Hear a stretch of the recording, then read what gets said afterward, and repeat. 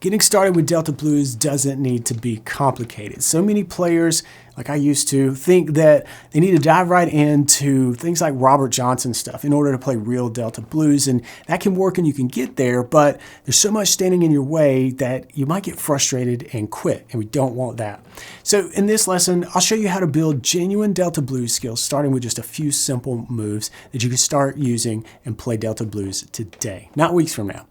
And the best part is this lesson is going to help you build foundations in acoustic blues that you'll use later. And as you get comfortable with the basics, you can certainly come back and add a little more flavor using some of the quick wins that I'm going to show you. And then when you're ready, you can tackle tunes from Robert Johnson and your favorite Delta player much easier, and you'll be prepared. So let's get started.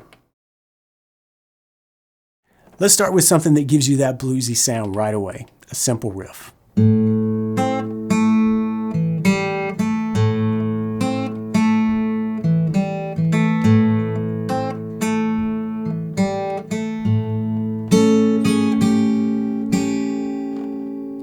Focus on the opening riff here, and you can tell that it repeats with some variation throughout this part over A, which is where we're starting this riff with an open A string. So we start out just by letting that bass kind of drone on and die out over the riff that we're going to play. To do that, we're going to focus really on the 4th string and the 3rd string here, and think of it as playing out of your everyday A major chord, but we are going to reach up. And if you can stretch, great. If not, get out of position if you need to bend with a slight blues bend. We're just pulling this sharp, slightly, microtonal bend here. And we're just pulling the 5th fret, 3rd string, slightly sharp. All right, that's the first move. 1, 2. On beat 2, we're going to that bend, but then quickly jumping back to the A. So see, you don't need to stretch if you don't want to or can't do that yet, but we can bend and then jump back very quickly to our A major home bass here. And then we play a little tag at the end. That's the 4th string, 2nd fret. That's an E note. Then the G, that's the open 3rd, and then back to that A. Then we'll take this and play with the ending a little bit. The second time around we'll be a little quicker on the picking at the end. So instead of just going, we're going to shove a couple of notes in that final 8th note. And it's barring and playing the 2nd fret on the 4th string and then the 2nd fret on that 3rd string. And then we're going to play the same thing we did for the first measure in place of the 3rd, before getting into this really nice and bluesy walk down.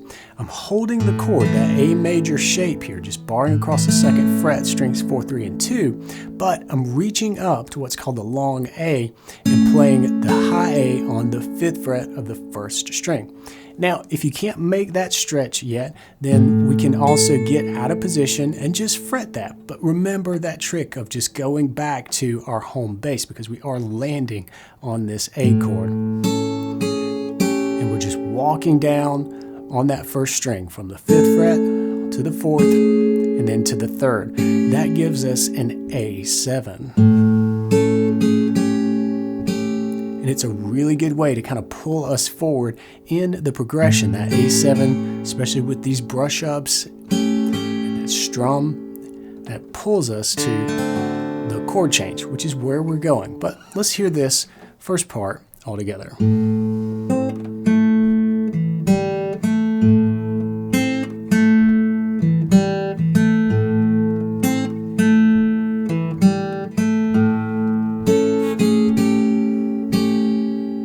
Nice. Focus on just a few notes, on just a couple of strings at a time, and you can really get far and create a nice and bluesy sound. It doesn't take much, but from here, we build.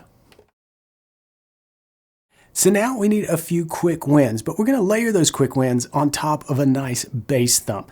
We'll cover that technique briefly here, but that's a technique that takes a lot of time and dedication to fully develop. So check out the fingerpicking quick start at the link in the description if you're not up to speed with that, but let's have a quick review of it and then bring on those quick wins.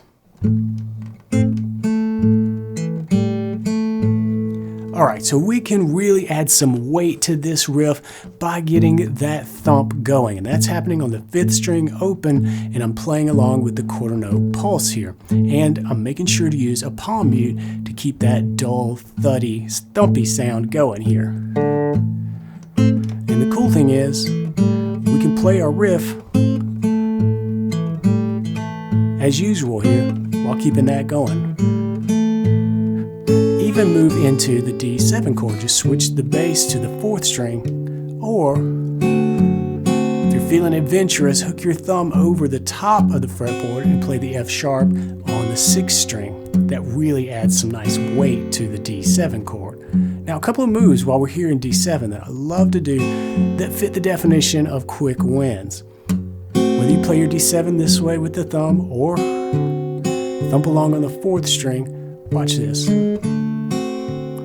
We can drop down on the 3rd string to the 1st fret and walk up to the 2nd fret. It's a little embellishment that sounds really cool over D7. And then one of my favorite licks helps us get out of D7 and back into A.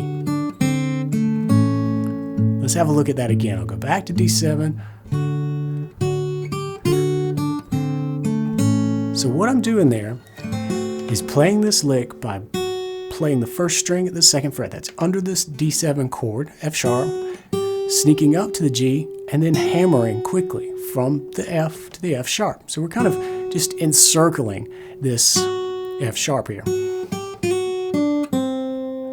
Then we drop down to the D on the 2nd string, the C, the A on the 3rd string, and it sounds really nice if you come back to the A chord here, landing on the 2nd fret of the 2nd string, the C sharp that's in the chord. It's a really nice melodic way to play through the changes. And even if you don't play the bass here and you want to simplify this, the notes are really close by, so that makes this accessible. Sneak up, hammer. Even if you don't want to hammer, you could just pluck it straight. Right?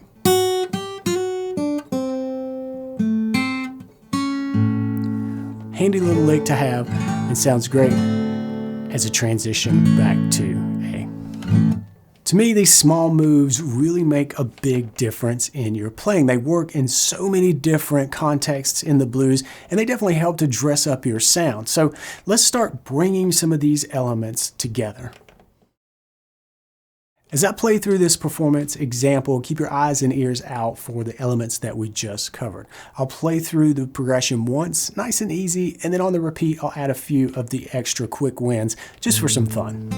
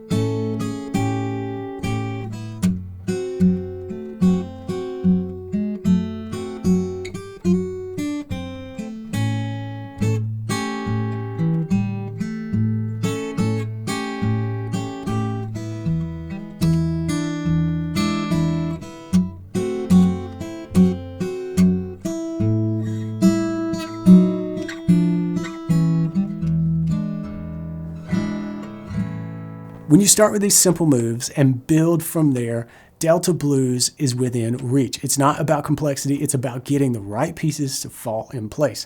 And earlier I mentioned that simple moves can create that real Delta blues sound, but the thing is, even with these bluesy moves in place, you might still get lost on the fretboard, and that's because there's one thing that we haven't touched on here in this lesson. So click here to watch this video next, where I'll show you a simple framework that puts the right notes under your fingers. I'll see you there. Until then, practice smart and play on.